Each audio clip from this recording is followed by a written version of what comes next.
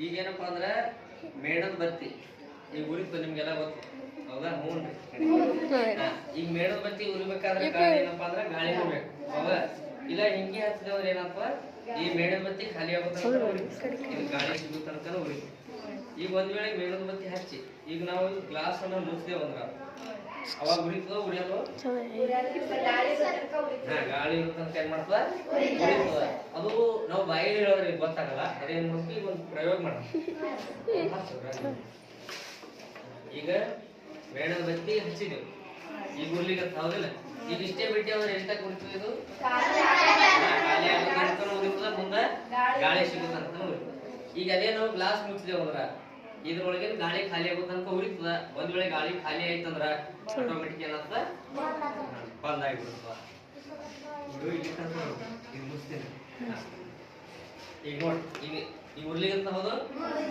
ಈಗ ನೋಡಿ ಇನ್ನ ಉರ್ಲಿಗಂತ ಈಗ ಉರ್ಲಿಗಂತ ಈಗ ನೋಡಿ